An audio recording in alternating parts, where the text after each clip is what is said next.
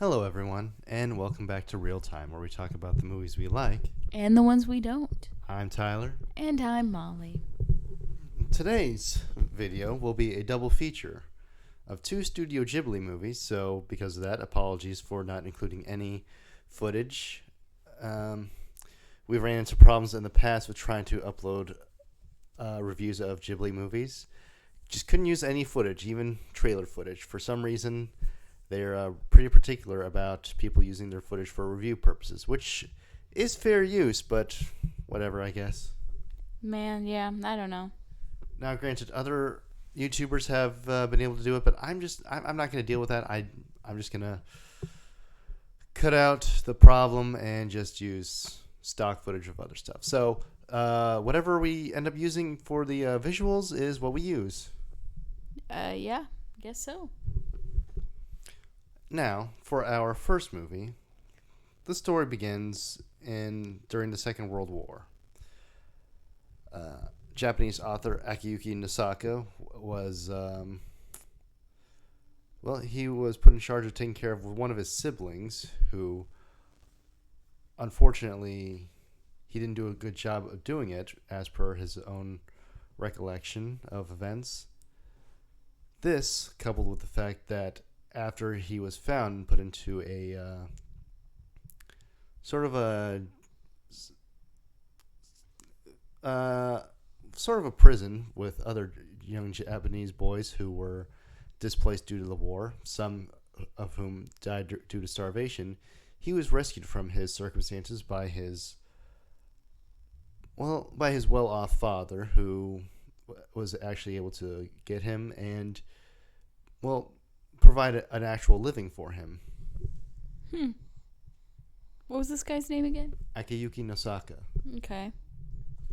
So, because of this, because of the guilt he felt over not being able to save his sister, and actually surviving his circumstances when other Japanese boys in his place didn't have the privileges and the good luck that he had, he decided to, in 1967, write a story called Totoro no Haka, a story that took inspiration from his own war experiences, but changed them in ways.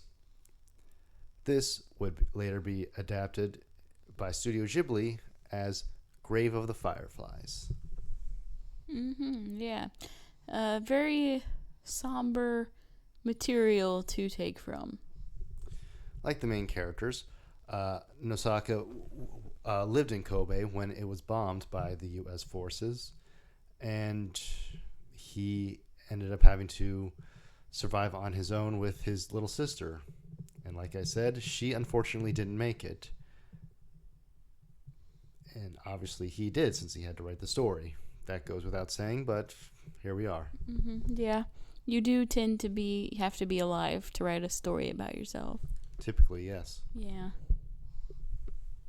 So, this is possibly, or not possibly, this is without a doubt the saddest Studio Ghibli movie there has ever been, or ever will be. I'm going to bet on that. There isn't going to be anything that comes close to this.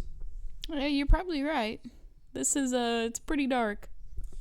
Has a pretty heavy subject matter, that being displaced refugees during wartime, and it doesn't really pull any punches with its depiction of this life that these two kids had to endure. Yeah, it pretty much shows everything. All the bad stuff and the harsh reality of it all. So, this story takes a look at Seita and Setsuko, two Japanese children who, after the firebombing of Kobe, they lose their mother. Their father is off in the Navy fighting the war against the Americans. He later dies when the entire Japanese fleet is demolished. So, there's that. Yeah. Not good. And after their mother is burnt pretty badly by the bombing, they get taken in by an aunt who seems decent to them at first. She's willing to take them in after all. But later on, as the refugee crisis well, as it gets worse, let's not mince words about it. She turns into a total bitch. Yeah, she's definitely acts very strict towards them, very harsh. She's not really fair. Um, she definitely does not act like a family member. No, she acts like these two kids are a burden, which to an extent I don't necessarily. I can get where she's coming from with in regards to some of this. On the one hand, yes, she did try to take them in out of the kindness of her heart, and she wanted to, actually help them out. And she did turn cold towards them, but after the situation worsened. So it's not entirely, um, it's not entirely out of nowhere, but still, it's a bit much. Yeah, because if you're gonna take these kids in, you gotta expect them to need your supplies that you have and need, extra stuff. And not even just your supplies. They end up getting supplies of their own to give her, and she hardly shares with them. Yeah. Pretty bad. Now, there is a live-action adaptation of this movie that was produced in Japan. I haven't seen it. It's kind of hard to get a hold of. I've seen it in parts on YouTube, though, but I haven't actually watched it.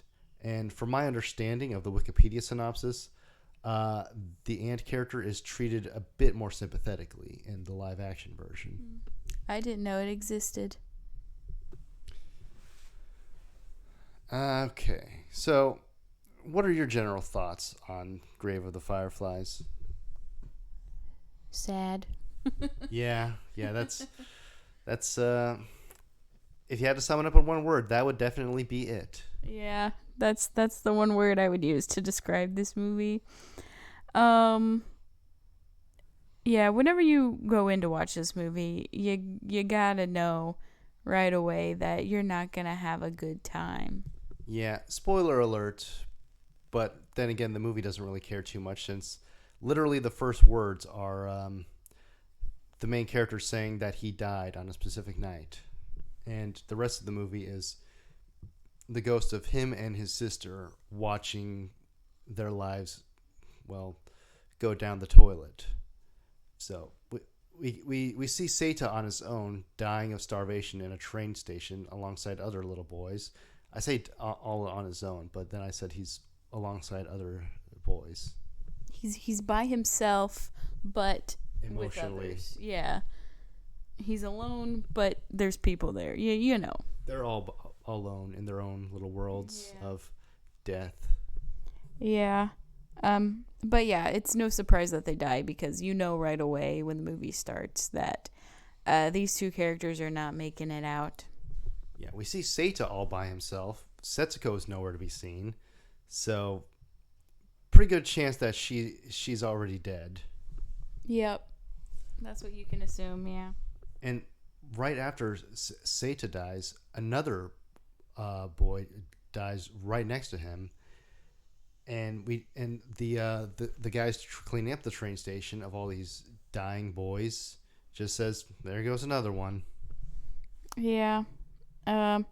Which seems, crazy, but at the time, I'm sure that's what they had to deal with. Yeah, it's just got to take care of these dying children all over the place. Got to make sure that this place looks clean for the Americans. Yeah. Yeah. But that brings up another point. That other kid could have had a story just as sad or just as interesting as Seta's, but we don't get his.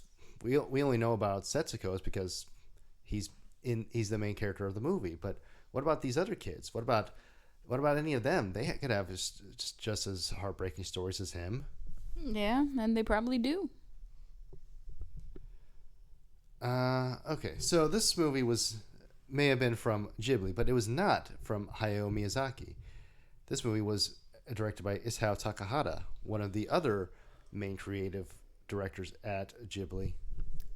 So why didn't Miyazaki direct this one? I will look that up, but stall for me, please. All right. Yeah, I was just wondering because, I mean, this one is much different than the other Ghibli movies I've watched, because it is quite darker, and it. I mean, it is very realistic. So I was just wondering if it was because maybe the material was something he was different, or if maybe he was like, oh, I'll just give this other guy a chance to direct. Well, Miyazaki can't do them all. I guess you're right. Yeah, can't do everything. I'm not sure why he didn't. I mean, I guess maybe he was working on something else at the time. Yeah, that could also be the most, that could be true. Miyazaki has praised the movie as Takahata's masterpiece, but he's criticized Seita for not behaving how he believes the son of a Navy lieutenant should behave. I don't know how they should behave. I don't know, man. I don't know. Anyways, Isao Takahata's other work includes The Tale of the Princess Kaguya, My Neighbors the Yamadas, Pompoko, Only Yesterday, and some episodes of Lupin the Third. I think I've only seen Pompoko out of those.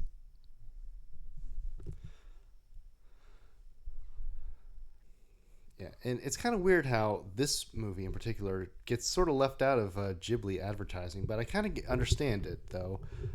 You have all these other whimsical tales, a lot of fantasy, and a lot of fantastical stories, characters, and all that. And then you have this movie about these two kids in war-torn Japan dying of starvation. It doesn't really gel with the others. Yeah, you think Studio Ghibli, and you're like, okay, fun characters, beautiful colors, whimsical experiences. You don't think of war-torn Japan.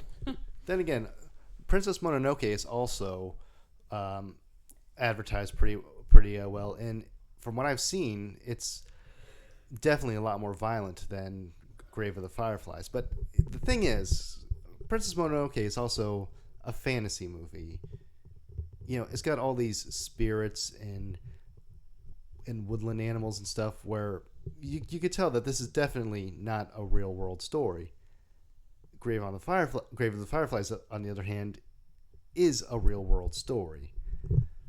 Whatever violence does happen in the movie, however infrequent it is much more hard hitting because it's based in reality. Yeah, that this is something that people actually had to go through, and yeah, it's pretty sobering. I don't know what word I want to use there. Yeah, I think that sounds about right. Sure. Yeah. So it's a pretty emotional movie. Okay, there are two common interpretations of this movie that people have made throughout the years that were both denied by Takahata. All right, what are those? One of them is that Grave of the Fireflies is an anti-war movie. According to Takahata, this is incorrect. Okay, what's the other one? Well, let me explain this first one. Go ahead. Yes, sorry. The reason being is that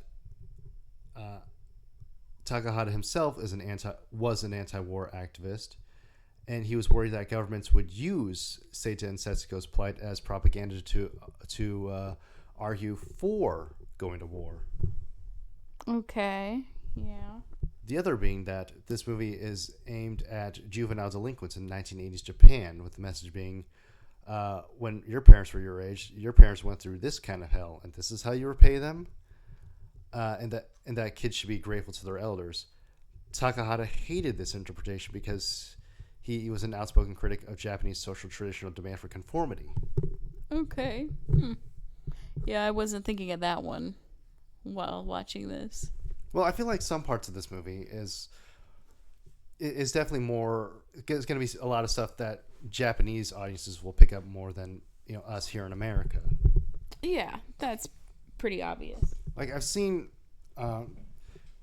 some people not criticize the ant as much because of Japan's honor culture that is depicted at the time, and how Seita really should have apologized to her so that they can actually live. Yeah. Um.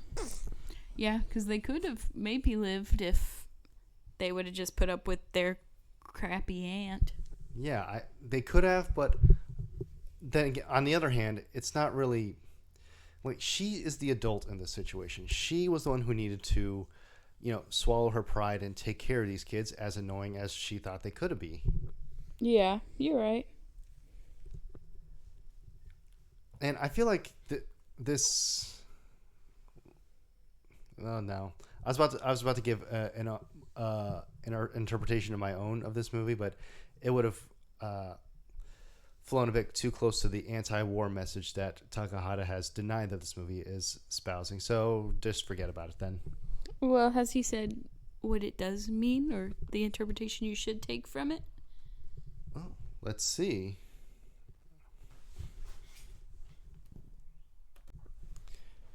In his words, he says it's not at all an anti-war anime and contains absolutely no such message.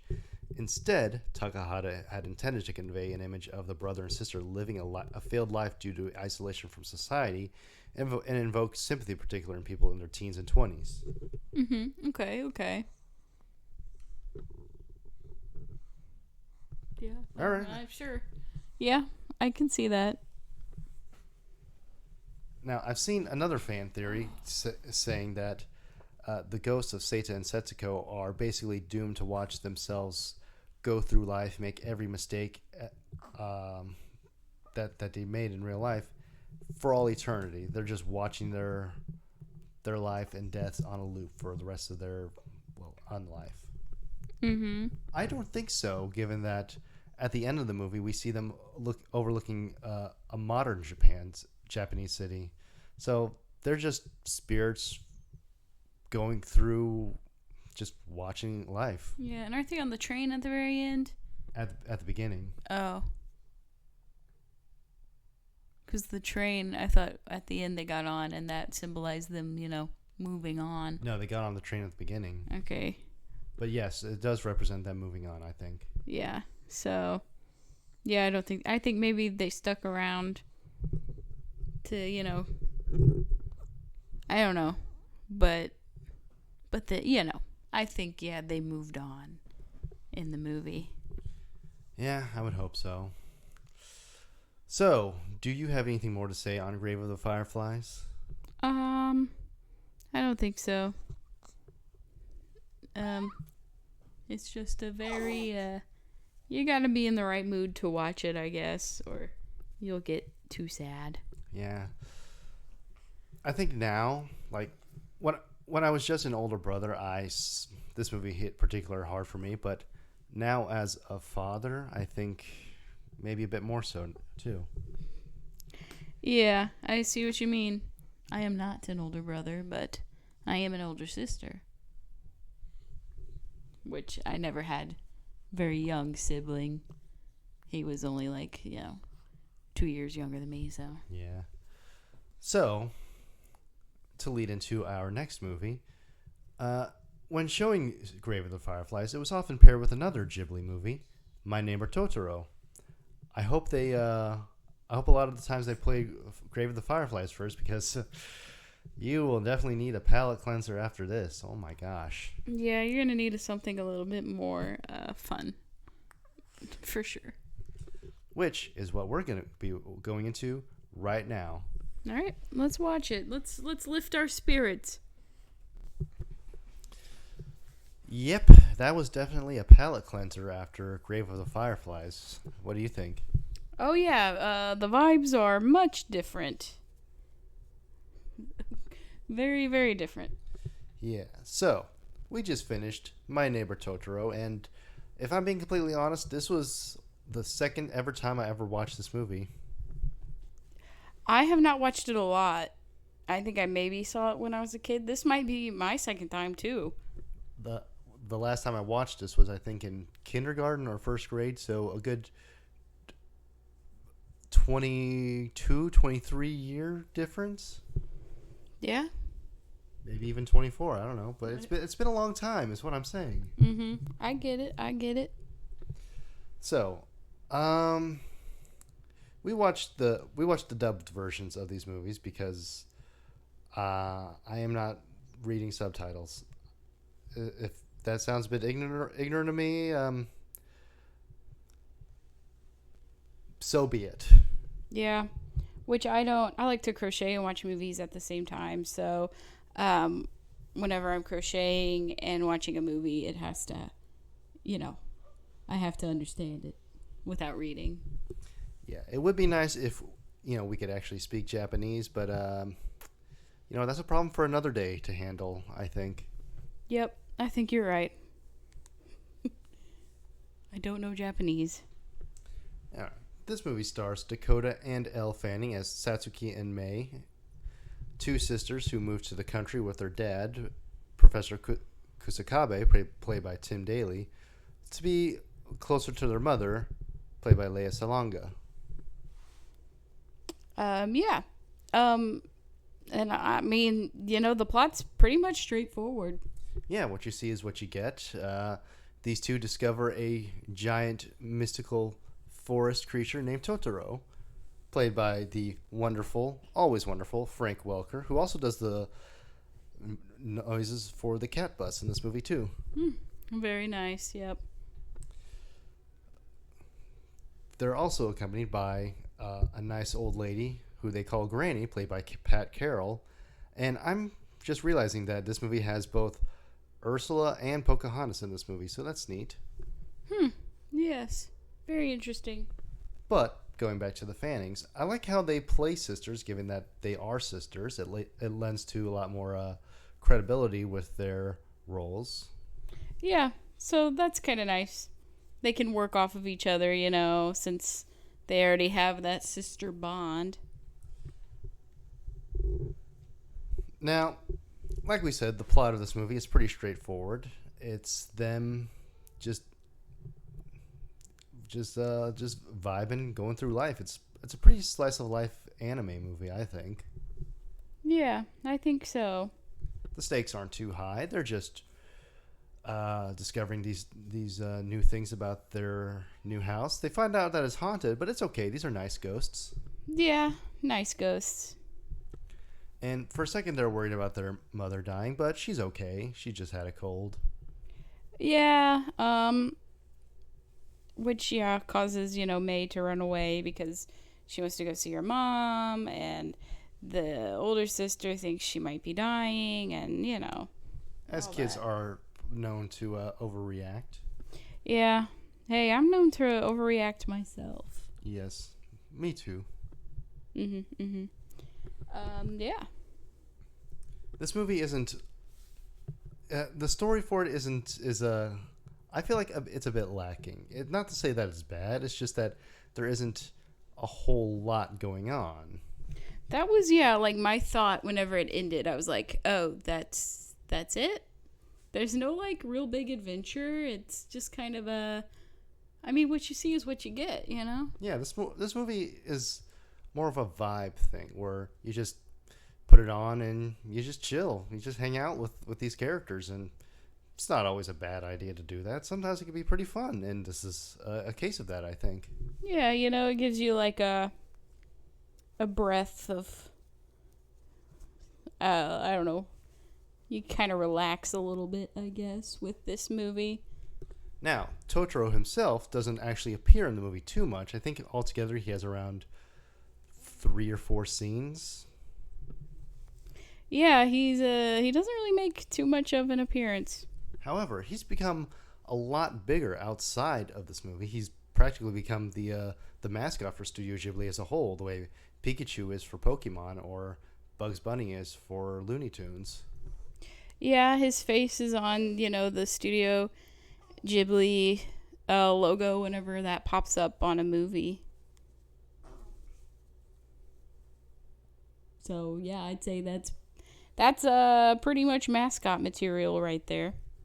And why wouldn't you want him as your mascot? He's a big, fluffy, well, Totoro, basically. I don't know what kind of animal he would be, but why wouldn't you want him? He's perfectly welcoming for anyone who wants to get into Ghibli. Yeah. I mean, he's cute and he looks huggable and, yeah. I like him. Now, like we said, this movie is what was packaged in theaters as a double feature with Grave of the Fireflies, and I hope to God this movie was played second because audiences would need something after that heavy material.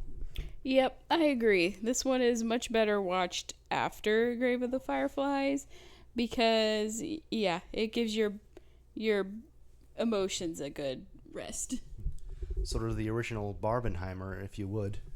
Yeah, I guess you're right. They're very opposite in tone, and yeah, I guess that makes sense. Although between Grave of the Fireflies and My Neighbor Totoro, which movie do you prefer? That's kind of hard Tough to question. say. Yeah, because Grave of the Fireflies is a good movie, and I feel like the story is stronger and more interesting. However, I think I'd rather watch My Neighbor Totoro because it's nicer. Yeah, I'm of the same mind with you that Grave of the Fireflies is a better movie, but My Neighbor Totoro is a more enjoyable movie. Yeah, because I mean, while Grave of the Fireflies is really good, it's kind of hard to say you enjoyed watching it. But both have their own unique charm in their own way, but in similar ways too, given that both movies' main characters are sibling pairs. Yeah.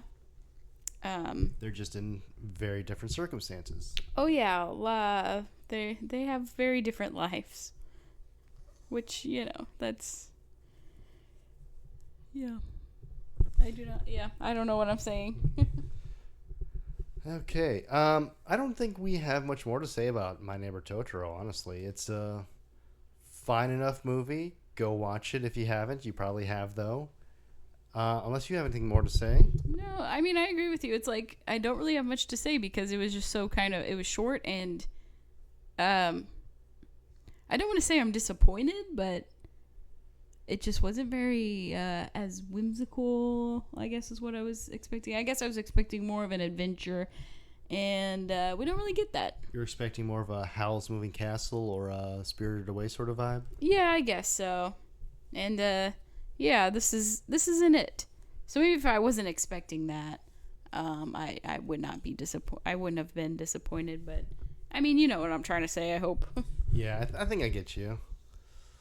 As for me, I think I'm still in the same boat as you. That I thought this was going to be a bit more whimsical than what I remembered. But then again, like I said, it's been over 20 years since I've seen this movie, so things change, I guess.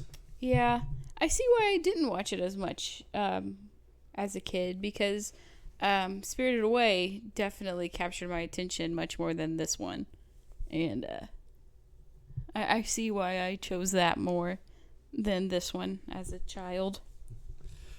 Well, that will do it for us for this video. What are we going to do next? Who knows? We got some stuff that we recorded before Molly gave birth to little Clementine here, so maybe we'll get around to editing and releasing those. Hopefully, who knows? Yeah, who knows? We are pretty busy. Got lots on our plate right now. Hey, one of those might come out before this one, so That's probably right. That's probably true. we'll see you next time, though. Yeah, see you next time.